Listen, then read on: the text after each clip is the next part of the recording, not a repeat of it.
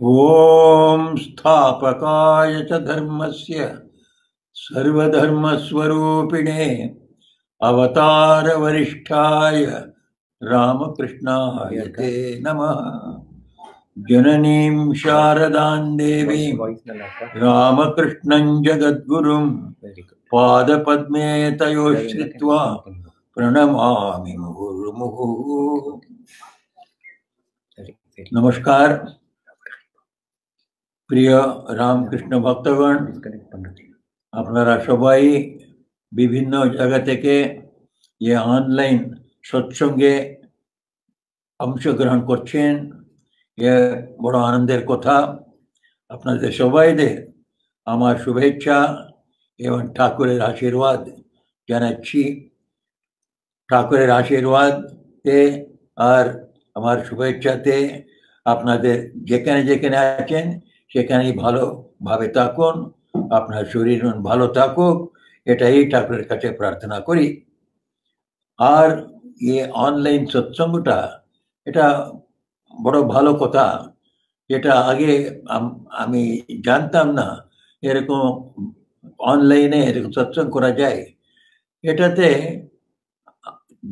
যদিও আমরা সোজাই যা সৎসঙ্গ করি ওর তুলনায় এত আমাদের ইন্টিমেসি আসে না, তবুও এটা খুব ভালো কাজ। এটা এরকম সৎসঙ্গ আরো বাড়ুক বলে ঠাকুরের কাছে প্রার্থনা করি।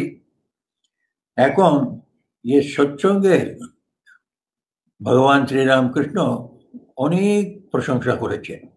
এই সৎসঙ্গটাকে উনি সাধুদের এবং গৃহস্থদের সবাইদেরই অত্যন্ত মুখ্য আধ্যাত্মিক সাধন বলতেন। আধ্যাত্মিক সাধনের মধ্যে উনি অনেক কিছু বলতেন। সত্য বলা এবং পবিত্রতার সঙ্গে থাকা, নিঃস্বার্থ সেবা করা, ভগবানের বিশ্বাস করা, ভগবানের প্রার্থনা করা, এসবের সঙ্গে সৎসঙ্গটা খুব বারে বারে বলতেন। সৎসঙ্গের অনেক গুণ আছে উনি বলতেন। যে কি গুণ আছে উনি কয়েক জায়গায় কয়েক বলেছেন। প্রথমে ঈশ্বরের শ্রদ্ধা, ঈশ্বরের আমাদের বিশ্বাস, এটা বাড়ে। এটা সৎসঙ্গে আমরা যেতে থাকলে আমাদের ঈশ্বরের শ্রদ্ধা আছে সবাইদের ভিতরে, কিন্তু অল্প পরিমাণে আছে। ওটা বাড়াতে গেলে একই অত্যন্ত ভালো ভালো মিনস এটা সৎসঙ্গ। স্বামী বিবেকানন্দ এর সম্বন্ধে বলছেন, আমরা কোনো সময়ে নাস্তিক হতে পারি না। বিশেষ করে ভারতীয়দের সম্বন্ধে উনি বলছেন, আমরা ভারতীয় হয়ে নাস্তিক হতেই পারি না। আমি অনেক চেষ্টা করেছি। স্বামী বিবেকানন্দ বলছেন, আমি পারিনি, সেজন্য তোমরা কেউ এটা চেষ্টা করবে না এই নাস্তিক হতে। অর্থাৎ ভারতীয় মানেটাই আমাদের ভিতরে আস্তিকতা আছে, এটাই শ্রদ্ধা। ভগবান আছেন, আমরা ওনার সন্তান, ভগবান আমার অনন্ত, আমরাও আমার অনন্ত। আর আমার লোক ভগবানের সান্নিধ্য, ভগবানের দাম, তো এটা সত্য। আর এই জীবনের পরেও অন্য এক জীবন আছে। এই আত্মা এই জীবন থেকে অন্য জীবন, আরেক জীবন, এ করে জীবনের পরে জীবন, এর অনন্ত জীবন। এটা আত্মা মরবে না, শরীর মরবে, এটাতে বিশ্বাস। এটা হচ্ছে শ্রদ্ধা। এই শ্রদ্ধা আমাদের সবাইদের ভিতরে এক কণের মতন কিংবা বলছে একটু বড় পরিমাণে আছে। যে সৎসঙ্গেতে এটা বাড়ে, শ্রীরামকৃষ্ণ বারবার বলতেন। তারপরে সৎসঙ্গেতে বিশ্বাস বাড়ে, মানে ঠিকই বিশ্বাস বাড়লে ভগবান আছেন বলে বিশ্বাস বাড়বে। ভগবান কোথায় আছেন? আমাদের হৃদয়ে আছেন। ভগবান কিরকম আছেন? আমাদের বাবা মায়ের মতন আছেন, আমাদের প্রেম করছেন, আমাদের প্রত্যেকেরই উনি চালাচ্ছেন প্রতি পদে। আমরা না জানলেও, যেমন বাচ্চারা জানে না, মা ওদের হাত ধরে চালাচ্ছে, ও মনে করছে আমি বেশ চলে যাচ্ছি, কিন্তু মা হাত ধরে চালাচ্ছেন। সেরকম আমরা না জানলেও ভগবান আমাদের সঙ্গে আছেন। এই ভগবানেতে শ্রদ্ধা, এটাই বাড়ায় সৎসঙ্গ। সৎসঙ্গেতে আমরা দ্রুত গতিতে আধ্যাত্মিক জীবনে এগিয়ে যাব। আধ্যাত্মিক জীবনে এগিয়ে যাওয়া মানে কি, আমরা বেশি বেশি করে পরমাত্মা আছেন, ভগবান আছেন, আমরা ওনার সঙ্গে সম্পর্কিত, ওনার সন্তান আমরা, উনি আমাদের সব দেখছেন।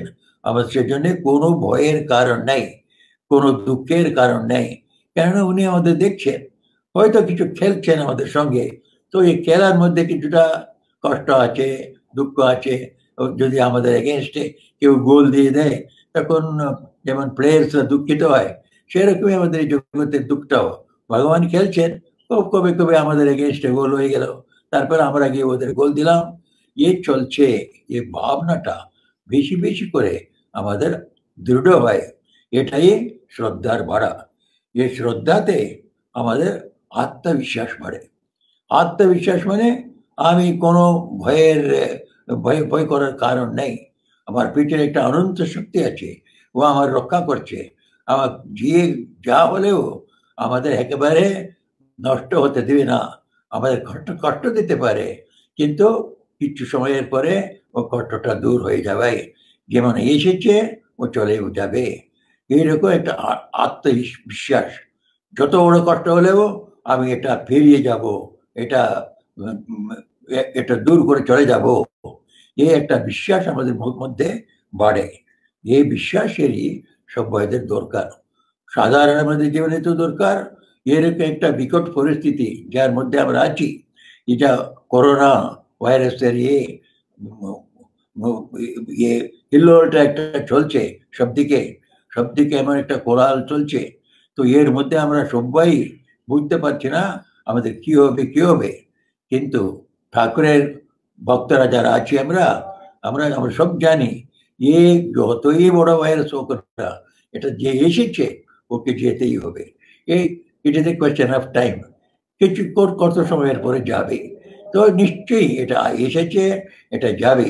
আমরা এটা যাওয়ার পরে যা সৎ যুগে একটা আসছে, ভালো জগতে একটা সময় আসবে যেখানে বিকট পরিস্থিতি চলে গেছে আর মানুষের আনন্দে আছে।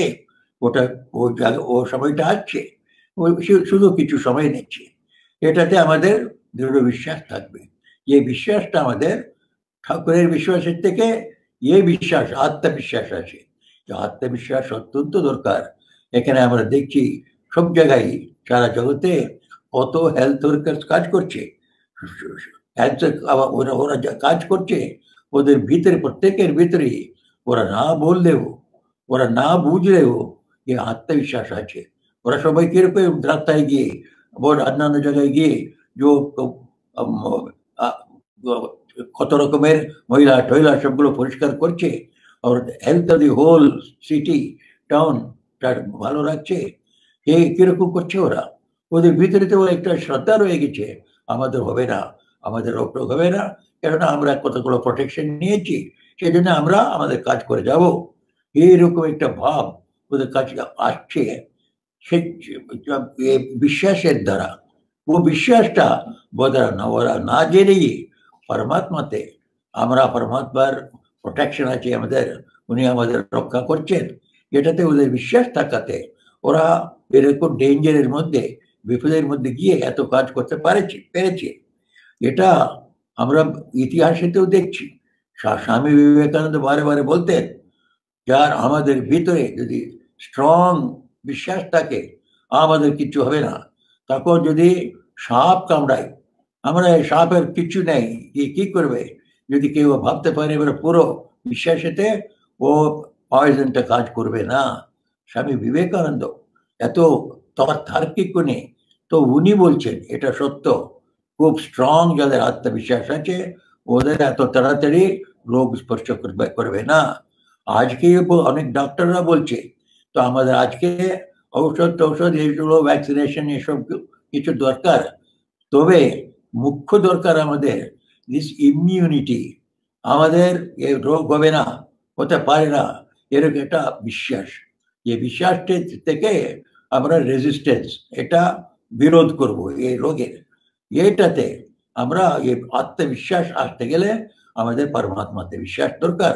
আর ঠাকুরের সন্তান আমরা, আমাদের ভিতরে আমার প্রার্থনার দ্বারা, নাম জপের দ্বারা আর ওনাকে ডাকার দ্বারা এ বিশ্বাস আসবে আসবে। আপনারা ইতিহাসেতেও দেখছেন, ডক্টর হ্যানিম্যান বলে হোমিওপ্যাথির স্রষ্টা, উনি প্রথমে ওটা আরম্ভ করলেন হোমিওপ্যাথি, জার্মান ডক্টর। উনি শত শত হোমিওপ্যাথি মেডিসিনসগুলো তৈরি করলেন। কি করে তৈরি করলেন? তৈরি করলে তো মানুষের উপরে এক্সপেরিমেন্ট করতে হবে। কোন মানুষ আছে এক গায়ের উপরে উনি এক্সপেরিমেন্ট করতে পারবেন? তো এ মানুষের উপরে ট্রায়াল করতে অন্য কেউ ছিল না, ও নিজের উপরে ট্রাই করলেন। শত শত হোমিওপ্যাথি মেডিসিন নিজের উপরে উনি ট্রায়াল করেছেন, নিজের উপরে ট্রায়াল করে, আর ওগুলো ঠিক কাজ করছে করে কত ডেঞ্জার গেছেন। হোমিওপ্যাথিতে অনেক এমন ঔষধ আছে খুব কষ্ট দিতে পারে মানুষকে, পড়া হয়ে যেতে পারে, জ্বর হয়ে যেতে পারে। ওরকম ঔষধগুলো নিজের উপরে ট্রাই করেছেন, করে শত শত ঔষধগুলো দিয়েছেন। এটা কি করে হলো? ওনার আত্মবিশ্বাস ছিল, আমার কিছু হবে না, আমি অন্যদের জন্য এটা করছি, যা হলে হবে আমার উপরে। কিন্তু শত শত ঔষধ, শত শত ঔষধগুলো নিজের উপরে ট্রাই করলেন, ওনার কোনো রোগ হলে না, উনি সাকসেসফুল হয়ে এখন আমরা হোমিওপ্যাথির লাভ যা পাচ্ছি, ও মানুষের অগাধ শ্রদ্ধার উপরে নির্ভর হচ্ছে।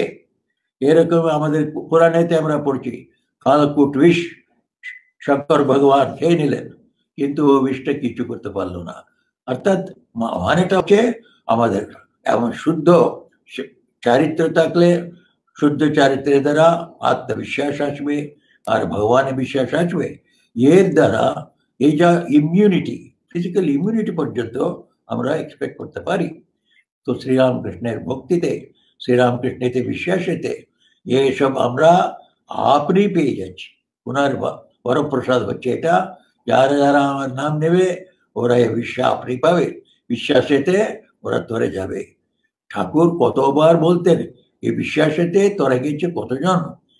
আমার এই ঠাট্টা করে একরকম বলতেন, দেখো ও শ্রীলঙ্কা যাওয়ার জন্যে শ্রীরামচন্দ্রকে নিজেই সেতু করতে হলো, সেতু করে উনি ওর উপরে হেঁটে ওপারে গেলেন, কিন্তু হনুমান একেবারে ওনার নাম নিয়ে লাভ দিয়ে চলে গেল। এই বিশ্বাসের শক্তি উনি বলছেন, বিশ্বাসের শক্তিটা কয়েক রকম শ্রীরামকৃষ্ণ বলছেন।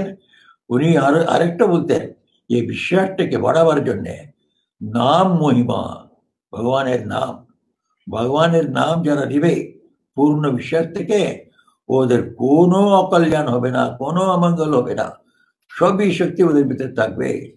ঠাকুরের একটা প্রিয় গান ছিল, আমি দুর্গা দুর্গা দুর্গা বলে মা যদি মরি, আখেরে এ দিনে না তারও কেমনে দেখা দেখা দেখাবো শঙ্করী বলে একটা গান গাইতে। অর্থাৎ আমি যদি ভগবানের নাম নিয়ে থাকি, আমাকে তুমি মোক্ষ কিংবা কৈবল্য দিতেই হবে। আমি যেমন কেমন মানুষ, আমি সব রকমের পাপ করেছি। আমি ব্রাহ্মণ হত্যা করেছি, স্ত্রী হত্যা করেছি, ভ্রূণ হত্যা করেছি, সুরাপান করেছি, সবগুলোই বড় মহাপাতক। এত পাতক থাকলেও আর এর তবুও মায়ের নাম দিয়ে আমি ব্রহ্ম পদ পেতে পারি। এটা ঠাকুরের প্রিয় গান ছিল, কয়েকবার গেয়েছেন এটা। এর মানেটা কি? আমরা সবাই সিদ্ধ মন্ত্র পেয়েছি, সিদ্ধ নাম পেয়েছি, ঠাকুরের নাম আমাদের সামনে আছে। ভগবানের যে কোনো রূপেতে আমরা ওকে ডাকলেও, আমি শ্রীরামকৃষ্ণকে আমরা ডাকছি, ওনার নাম নিতে পারি। নাম নিয়ে ওরা নিজের সব রকমের গিল্টিনেস, মনে মনে একটা অবসাদ যা আছে, ও আমি এ পাপ করেছি, ও পাপ করেছি, যে সব দুর্বলতাগুলো আমরা এড়িয়ে চলে যেতে পারি, ওটা লাঙ্গিয়ে চলে যেতে পারি। আমরা নিজেকে নির্দোষ এবং অতি বলবান বোধ করতে পারি। সেই জন্যে আমরা নাম মহিমা, এটাও ঠাকুর শ্রীরামকৃষ্ণের কথাগুলোতে দেখতে হবে। ও নামের উপরে ভক্তি রেখে, বিশ্বাস রেখে আমরা যদি যেতে থাকি, কোনো ভাইরাস, শুধু করোনা ছেড়ে দিন, আরো ভবিষ্যতে কত রকম এর চেয়ে আরো বেশি খারাপ ভাইরাসগুলো আসতে পারে। যে কোনো ভাইরাস আসুক, শেষে ওগুলো সব তো মেটেরিয়াল, জড়বস্তু, তো এই জড়বস্তু কখনো আত্মা, আমরা তো আত্মা, পরমাত্মার অংশ, তো আমাদের কোনো কিছু আমাদের উপরে পরিণাম করতে পারে না। এই আমরা নামে থেকে এই শক্তি পাই। তো আমাদের এর দ্বারা এমন উইল পাওয়ার আছে, সেই জন্য আমরা যা আধ্যাত্মিক সাধনা করি, আধ্যাত্মিক সাধনা তো হবেই। আধ্যাত্মিক জগতে আমরা দিব্য শিশু, আমরা অনন্ত, অনাদি, আমাদের কোনো ভয়ের কারণ নেই, আমরা আমরণশীল, এসব আছে। সঙ্গে সঙ্গে এই ভৌতিক জগতেও ও নাম জপের দ্বারা, আধ্যাত্মিক সাধনের দ্বারা প্রচন্ড উইল পাওয়ার আমরা পাবো। সেটা আমাদের পেয়ে গেলে আমরা যত কষ্ট থাক, এখন তো এই শুধু ভাইরাস ভাইরাস বলে বেড়াচ্ছি, ভাইরাসের পরে অন্যান্য সমস্যাগুলো আসবে, ইকোনমিক প্রবলেমস আসবে, আর মরাল প্রবলেম আসবে, আর এবং সোশ্যাল প্রবলেমস, পলিটিক্যাল প্রবলেমস, কত রকমের প্রবলেম আসবে। আসলে সবটার নিবারণ হবে আমাদের প্রচন্ড উইল পাওয়ারেতে, এই শক্তিতে, ইচ্ছা শক্তি। এই শক্তি থাকলে আমরা সব স্তরে যে যে রকমের আতঙ্ক, যে যে রকম শত্রু আসবে, ওটা আমরা সামনা করব, ওর উপরে বিজয় পাবো, এটা নিশ্চয়। তো এই আমরা দেখছি স্বামী বিবেকানন্দ, আপনারা সবাই জানেন, 1897 প্লেগ হয়ে গেল কলকাতাতে। এমন প্রচন্ড বেগ হয়ে গেল ওটার, সবাই দৌড়িতে আরম্ভ করলো কলকাতা ছেড়ে। তারপরে প্লেগ ক্যাম্পস করা হলো, ধরে ধরে নিয়ে গিয়ে ক্যাম্পে ঢুকিয়ে দিত। তখন ব্রিটিশ গভর্নমেন্ট ছিল, কোনো কেয়ার ছিল না, কিচ্ছু ছিল না। সহস্র সহস্র লোক মরতে আরম্ভ করলো। স্বামী বিবেকানন্দ নিজেই প্লেগ রিলিফে নেমে গেলেন। নেমে গিয়ে নিবেদিতাকে সঙ্গে নিলেন, নিবেদিতাকে লিডার বানালেন। আর ওর আন্ডারে মঠ মিশনের সাধুরা খুব খেটেছে। ওর মধ্যে নিবেদিতা যা এই উইল পাওয়ার দেখিয়েছেন, এটা আমাদের দেখবার মতন। ওর জীবনীতে লেখা আছে, ও প্লেগেতে একটা বাচ্চা মেয়ে, ওর প্লেগ এফেক্ট হয়ে গেছে, ও মরবেই মরবে। ও বাচ্চার, ওর অনাথ শিশু, ওর মা বাবা নেই, তো ওকে দিয়ে ওকে কে দেখবে? ও মা মা বলছে। তখন নিবেদিতা নিজেই ওর মা হয়ে গেলেন। ওকে কোলে নিয়ে বসে 3 দিন ওই প্লেগ ক্যাম্পাসে লোক যেতে, কাছে যেতে ভয় পারত। ও ক্যাম্পাসের মধ্যে বাচ্চাটিকে কোলে নিয়ে 3 দিন ও শুশ্রূষা করে শেষে ও ছেলে মেয়ে তো মা মা মা বলতে নিবেদিতাকে নিজের মা মনে করে ডাকতে ডাকতে ওর প্রাণ ছেড়ে দেয়। এইরকম উইল পাওয়ার। তো নিবেদিতার কোনো কিছু হলো না, কিছু হলো না মানে কি জন্য হলো না? প্রচন্ড এই উইল পাওয়ার, প্রচন্ড উইল পাওয়ার। ওর আধ্যাত্মিকতা, ওর নাম করতো, তপস্যা করতো, জপ করতো, বিশ্বাস এমন ভগবানের ছিল, ওর গুরুতে ছিল, ও শক্তিতে। ও যে প্লেগের মধ্যে 3 দিন বসে কোনো কিচ্ছু অস্পষ্ট, কোনো অমঙ্গল হয়নি। এগুলো দেখলে আমরা বিশ্বাস আসে আমাদের, আমাদের ঋষি মুনিরা, আমাদের রামকৃষ্ণ পরম্পরায় আমরা যা পেয়েছি, এই উপদেশগুলো ঠাকুরের, মায়ের আর স্বামী বিবেকানন্দের, আমাদের আধ্যাত্মিক সাধনা বানিয়ে রাখতে হবে। ওটা থাকলে সবগুলো, যে ভৌতিক জগতেও ও এত কাজ করবে, আমাদের শক্তি দেবে, এটা আমরা বুঝতে পারি। তো সেজন্য আমরা কি করব না, এখন কি করবো আমরা তাহলে? এই সময় আমরা সবাই লক আপে রয়েছি, প্রত্যেকে নিজের নিজের বাড়িতে, বাড়ি বন্ধ। তো হোম হোম অ্যারেস্ট বলতো, হাউস অ্যারেস্ট, সেরকম অ্যারেস্টেতে পড়াচ্ছি। পড়া থাকলে কি হবে? ঠাকুর তো আছেন আমাদের কাছে, আর ওদের ওদের টিচিংসগুলো আছে, আর ওটা সম্মানন করব, আর আমাদের যোগদান করব, এবং অন্যান্য যে ঔষধ টৌষধ অন্যদের বিতরণ করা, অন্যদের সেবা করা, এটা আমরা যত পারি এসব প্রিকশনস নিয়ে করতে যাব। এটা করতে থাকলে এই সময়টা কেটে যাবে। এই সময়টা কেটে গেলে আমরা আবার তো ওই আগেকার আনন্দের দিনগুলো আসবে। সেই জন্যে আমাদের যারা ঠাকুরের ভক্ত, তো আমাদের কোনো চিন্তা করবার নেই। এ কিছু কষ্টের দিন এসেছে, আমাদের সাধারণ জীবনেতেও এটা আসতে পারে। সাধারণ জীবনে কিছুদিন কষ্ট আছে, কিছুদিন সুখ আসে, এসব আসা যাওয়া হয়। সেরকম এটাই একটা বাইরে থেকে এসেছে, এটাও এসেছে, এটা চলে যাবে। আমরা তো এই এরকম অবস্থা, আমরা এখন আমি 92 বছর হয়ে গেলাম। আমি দুটো ওয়ার্ল্ড ওয়ারেতে, একটা ওয়ার্ল্ড ওয়ারের সাক্ষী আমি, 41 42 ওয়ার্ল্ড ওয়ার দেখেছি। ওয়ার্ল্ড ওয়ারেতে এত কষ্ট, এত খাওয়ার কষ্ট, দাওয়ার কষ্ট, অন্য কোনো কিছু পাওয়া যেত না, রেশনস ছিল। এমন অবস্থায় এ কবে যাবে কবে যাবে, এরকম সবাই এত দুঃখিত হয়েছিল, মনে হয় এটা যাবেই না, যেন এটা যাবেই না। কিন্তু ওটাও চলে গেল। তারপরে ভালো দিন এলো, ভারতের স্বতন্ত্র হলো। তারপরে আমরা এত উঁচু উঠেছি, এখন সারা জগতে আমার দিকে তাকিয়ে আছে। এরকম আমরা আরো আরো ভালো দিন পাবো। কেননা স্বামী বিবেকানন্দ বলেছেন, উনি এক কথা বলেই আমি শেষ করব। স্বামী বিবেকানন্দ বলেছেন, এ ভারত আবার উঠবে, আর এটাকে কোনো শক্তি এই জগতে আটকাতে পারে না। এ ভারত উঠবে। যখন স্বামীজি বলেছেন, আমরা থাকবো, যে কষ্ট দিনগুলো যাবে আর ভালো দিনগুলো আসবে। তো আমাদের আশা মনেতে জাগিয়ে রাখতে হবে, ঠাকুরের নামেতে বিশ্বাস রাখতে হবে, ঠাকুরেতে বিশ্বাস রাখতে হবে, আমাদের গুরুদের ভিতরে বিশ্বাস রাখতে হবে। আর এটা আমরা ওদের নাম ধরে থাকবো, ওদের চিন্তন করতে থাকবো। সঙ্গে সঙ্গে আমরা যা পারি আমাদের এই সামাজিক কষ্টটাকে পার হতে, নিজেই ওটা অনুষ্ঠান করব, অন্যদের অনুষ্ঠান করতে সাহায্য করব। এখন আমি সৎসঙ্গের সম্বন্ধে বলছিলাম। এই সৎসঙ্গের সম্বন্ধে ঠাকুর এত রকম আমাদের উপমা দিয়ে যাচ্ছেন।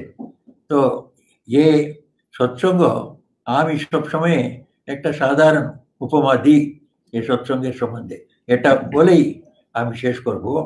তো এ সৎসঙ্গ দুরকম বলা হয়। একটা সৎসঙ্গের উপমা দেওয়া হয়, যেমন পুকুরে স্নান করা, পুকুরে সাঁতার কাটা এবং নদীতে সাঁতার কাটা। দুটো সাঁতার কাটাই, কিন্তু তফাৎ আছে। সেই তফাৎ, এখন পুকুরে সাঁতার কাটলে প্রত্যেক ফুট, প্রত্যেক ইঞ্চি আমরা এগোতে গেলে নিজের হাত পা চালাতে হবে, তবে আমরা ইঞ্চি ইঞ্চি করে এগিয়ে যাব। আর একটা 10 গজ আর 15 মিটার গেলে খুব পরিশ্রম হয়ে যাবে, খুব আমরা ক্লান্ত হয়ে যাব। তবে সেটাই যদি আমরা নদীতে যদি আমরা সাঁতার কাটি, ঝাঁপ দিলেই আমাদের সাঁতার কাটার কোনো দরকার হবে না, শুধু আমরা ফ্লোট করতে থাকবো, শুধু ভাসতে থাকবো। ও 1 কিলোমিটার, 2 কিলোমিটার, 10 কিলোমিটার, যত দূর ইচ্ছা আপনি যেতে পারেন, আপনার কোনো পরিশ্রম নেই। এখানে 10 গজ যেতে যেতে আমাদের হাঁপাহাঁপি হয়ে গেল, আমরা কষ্ট পেতে আরম্ভ করলাম, ক্লান্ত বোধ করলাম। কিন্তু পুকুরেতে, কিন্তু নদীতে বিটে কিলোমিটারের পর কিলোমিটার চলে গেলাম, কোনো আমাদের ক্লান্তি হয়নি। সৎসঙ্গ হচ্ছে এরকম নদীতে সাঁতার কাটা। আর আমরা সাধন ভজন করে বাড়িতে বসে, এটা হচ্ছে পুকুরে সাঁতার কাটা। পুকুরে কোনটা ভালো? নিশ্চয়ই নদীতে সাঁতার কাটা ভালো। কেননা আপনারাই দেখুন না, এখানে এসেছেন মোটামুটি আধ ঘন্টার বেশি হলো আমি কথা বলে যাচ্ছি, আপনারা শুনে যাচ্ছেন। এই আধ ঘন্টার মধ্যে একরকম আপনাদের পুরো মনটা একটা যে বিষয়ে আমরা কথা বলছি, ভগবানের নাম, শ্রদ্ধা, বিশ্বাস আর সৎসঙ্গ, এসব আধ্যাত্মিক বিষয়ে আপনাদের মনটা সব একাগ্র হয়ে আছে। আরে আমি বলে যাচ্ছি, আমিও চারিদিক থেকে কি হচ্ছে আমাদের জ্ঞান নেই, আপনাদেরকে আমি তাকে বলে যাচ্ছি আর আপনারা শুনে যাচ্ছে। আধ ঘন্টার বেশি হয়ে গেছে। বাড়িতে এরকম বসে কোনো সময় হয়েছে দেখেছেন? বসলেই আপনার সেলফোনটা ক্রিং ক্রিং করবে, বসতেই 5 মিনিট হয়নি, না দেখেও হবে না, আর দেখলে তো আপনার ডিস্টারবেন্স হলো। এইরকম অবস্থায় বাড়ি, কিন্তু ওর তুলনায় আধ ঘন্টা একসঙ্গে এক মন হয়ে শুনছেন, আনন্দ পাচ্ছেন। আর এটা হচ্ছে সৎসঙ্গের অ্যাডভান্টেজ। সৎসঙ্গে এলে যেটা আমরা 1 ঘন্টায় বাড়িতে করতে পারি না, তো এখানে 10 মিনিটে হয়ে যায়। এই যা আধ ঘন্টা এক ঘন্টা আপনার মন হয়ে আছে, এটা বাড়িতে যদি চেষ্টা করেন 10 ঘন্টা লাগবে। তো এই সৎসঙ্গের মহিমা আমরা চোখে দেখতে পাচ্ছি।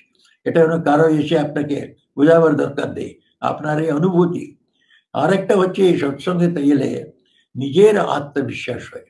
আমরা অনেকবারে মনে করি আধ্যাত্মিক জীবনটা অতি কঠিন, কেননা আধ্যাত্মিক জীবন বলছে সত্য বলো, সত্য বচন করো, সবসময় সত্য ছাড়ে কখনো দূর যেতে নেই, সত্যকে ধরে রাখতে হবে। এটা শুনলেই আমরা চেরে উঠি, ভয় পাই। কেন? তো এটা তো অতি কঠিন ব্যাপার। এই যা সময় যেতে সত্য ধরে থাকলে আমাদের ক্যারিয়ার হবে না, এরকম বলে। তারপরে কিন্তু ক্যারিয়ার হবে না মানে কি, সেই জন্য সত্য সবাই ছেড়ে দিবে? সত্যের আধারে তো সবই দাঁড়িয়ে আছে। তো এই সত্যটা ছাড়লে কিছুই থাকবে না। সেই জন্যে আমরা সত্যকে ধরে রাখতে হবে, কিন্তু ওটা কঠিন মনে করি। এই কঠিনতা ভাব, এই যে বিচার, ও কি করে আমার মাথায় ঢুকলো? একজন বললো হ্যাঁ এটা কঠিন, আরেকজন ওটা হ্যাঁ হ্যাঁ কঠিন, তৃতীয় বললো, সবাই বলে বলে বলে বলে সবাই সত্য বলাটা কঠিন মনে করলো।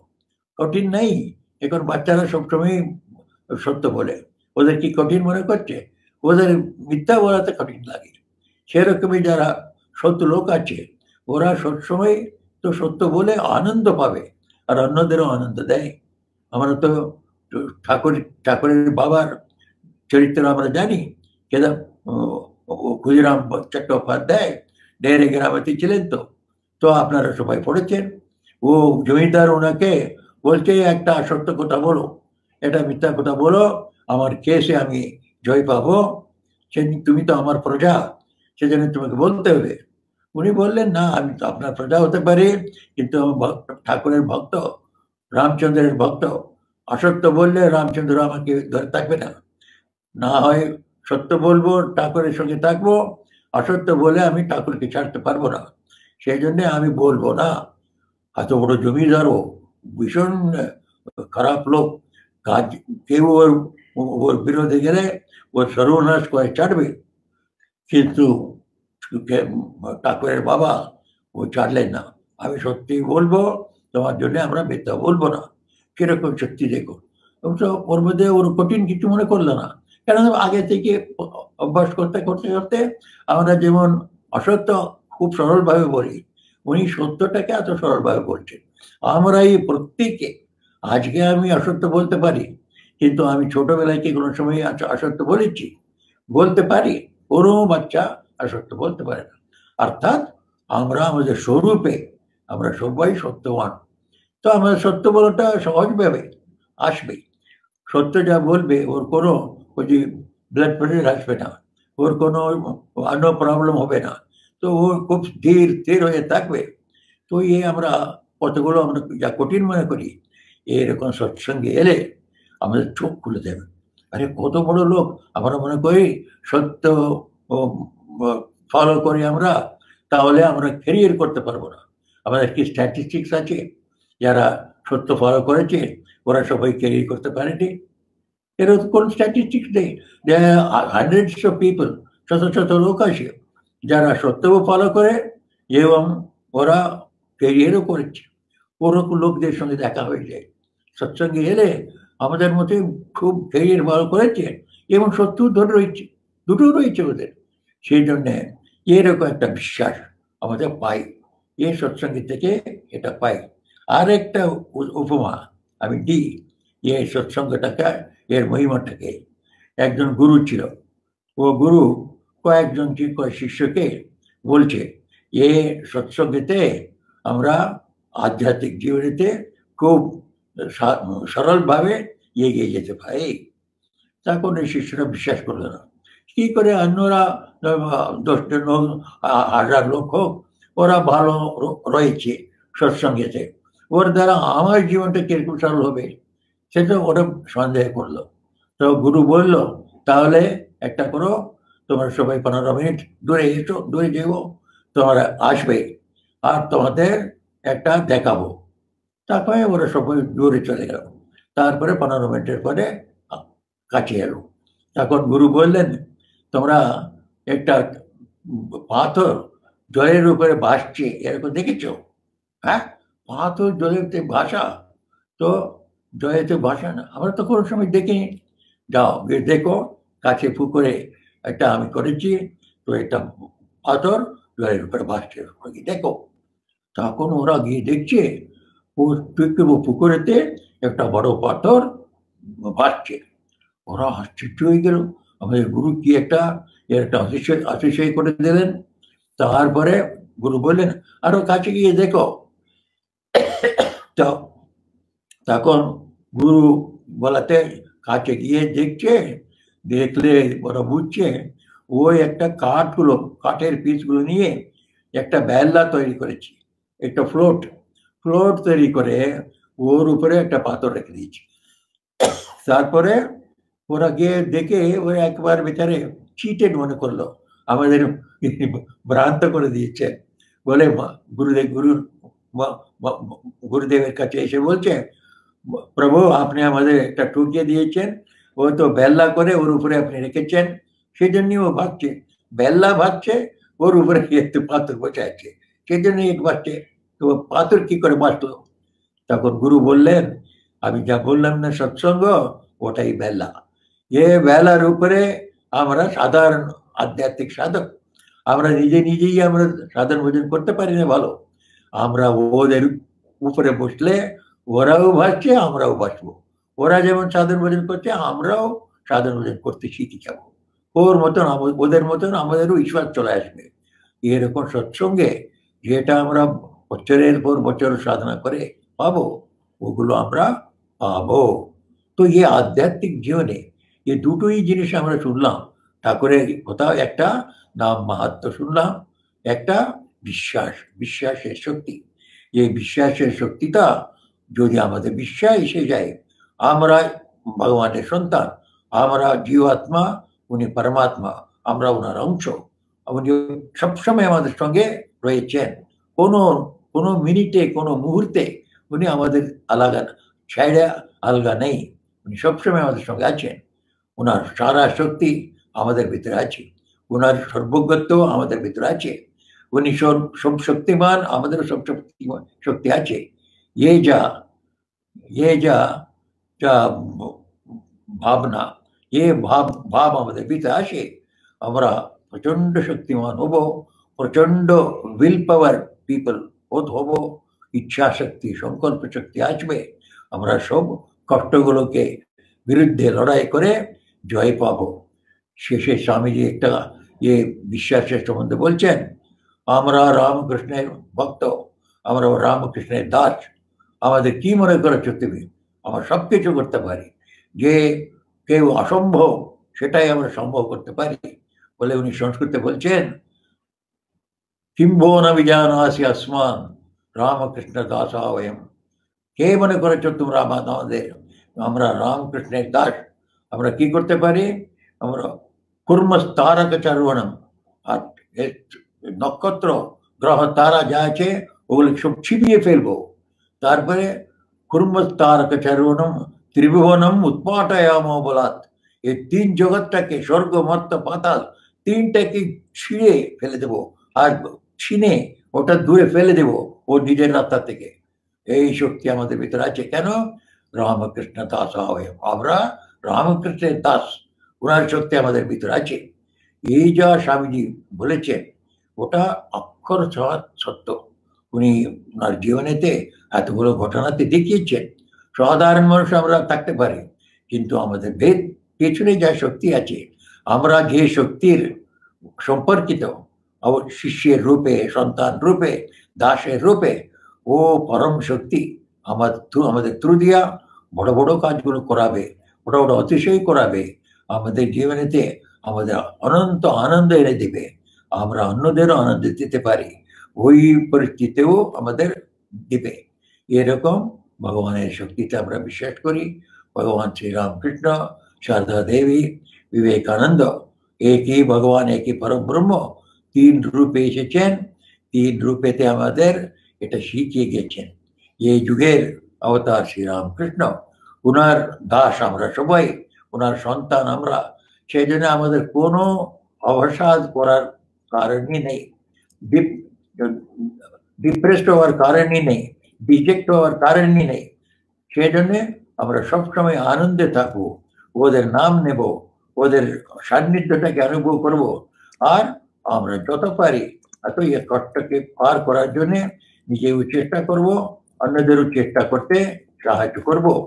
সেজন্য এই ভগবানের নাম করে রাখবেন, আর ওনার চিন্তন করে রাখবেন, আধ্যাত্মিক সাধনা ধরে রাখবেন, আর নিজের কর্তব্য যা আছে ওটা ঠাকুর আমাদের বলে দিয়েছেন কিরকম এই জগতে ভালোভাবে জীবন যাপন করতে হবে, যাতে জাগতিক জীবনেও আমরা এগিয়ে যাব এবং আধ্যাত্মিক জীবনেতেও আমরা এগো। এটাই তো সত্য সত্য ধর্ম। সত্য সত্য ধর্ম হচ্ছে ওই যে ধর্মের দ্বারা আমরা লৌকিক জীবনেতেও আমরা খুব ভালো থাকবো এবং আধ্যাত্মিক জীবনেও এগিয়ে আমরা ভগবান দর্শন পাবো। আর ভগবান দর্শন পাওয়াটাই তো জীবনের উদ্দেশ্য। ঠাকুর বারে বারে বলছে জীবনের উদ্দেশ্যটা কি? উদ্দেশ্য মানে জীবনের গন্তব্য। কি জন্য আমরা এত চেষ্টা করছি, কি চাই আমরা? আমরা ভেবে দেখলে একটুখানি বিচার আমাদের ভিতরে বিচার করে দেখলে আমরা পাবো আমরা অনন্ত সুখ চাই, অনন্ত জীবন চাই। অনন্ত সুখ অনুভব করতে গেলে অনন্ত জীবন চাই। সেই জন্য আমরা অনন্ত জীবন চাই, অনন্ত সুখ চাই। এটা ভগবান লাভে পাবো। ভগবান লাভ যার হয়ে হয়, ভগবান और আমরা আত্মা আলাদা নেই। তো আত্মার লাভ যার হয়, আত্মা জ্ঞান যার হয়, ওদের অনন্ত অনন্ত জীবনও পাবে, অনন্ত আনন্দ পাবে। সেটাই আমাদের জীবনের লক্ষ্য, ওটা আমরা সাধিত করব। আমাদের জীবনেতে এ দুটো আমাদের দরকার। সেজন্য ঠাকুর বারবার আমাদের বলছেন অনেকগুলো আসবে যাবে, কিন্তু আগমা পাইন ঐতিহ্য তান তিতিক্ষস্ব ভারতা। ভগবদ্গীতায় বলেছে অনেক কষ্টগুলো আসবে, যে আসবে ওটা চলে যাবে। তো কিন্তু এই আত্মা আমরা পার্মানেন্ট, সব সময় মারাছি শাশ্বত রূপে। যেটা আমাদের মনে রেখে আমাদের লৌকিক জীবন এবং আধ্যাত্মিক জীবন দুটো একটা সমতল রেখে আমরা এগোতে পারি।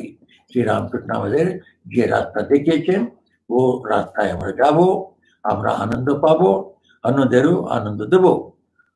তার আগে শেষ করার আগে একটা কথা আমার মনে পড়ে, আমাদের গুরুদেব স্বামী যতীশ্বরানন্দ মহারাজ উনি বলতেন আমাদের সবসময় আনন্দে থাকার রাস্তা তুমি জানো কিরকম? সবসময় আনন্দে থাকতে হবে। তো আমরা তো তখন খুব ছোট ব্রহ্মচারী, আমরা চুপ করে দাঁড়িয়ে আছি। তো উনি বলে সবসময় আনন্দে থাকার রাস্তাটা হচ্ছে কোনো একটা গানের কিংবা কোনো কবিতা, একটা আনন্দের কবিতা, ওটা এক দু লাইন বারে বারে মনেতে আওড়াতে যাও। আওড়াতে থাকলে তুমি সবসময় আনন্দে থাকবে।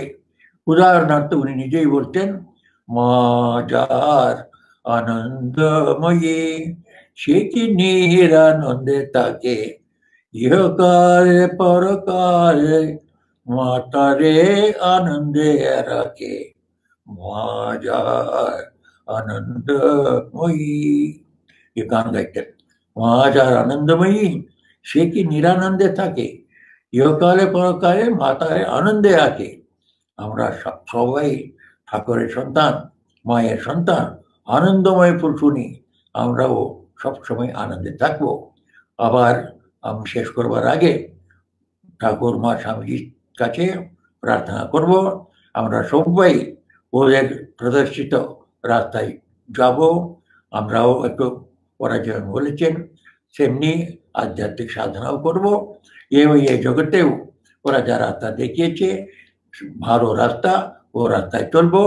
আমরা এখানেও আনন্দে থাকবো এবং আধ্যাত্মিক পথেও এগিয়ে ভগবানের সাক্ষাৎকার করব। এই ওরা আমাদের উপরে আশীর্বাদ করুন, আমাদের উপরে কৃপা বর্ষণ করুন। এই প্রার্থনা করতে করতে আমি আমার কথাটা বন্ধ করি, বিশ্রাম নিই। আর জয় শ্রী রামকৃষ্ণ। ওম শান্তি শান্তি শান্তি।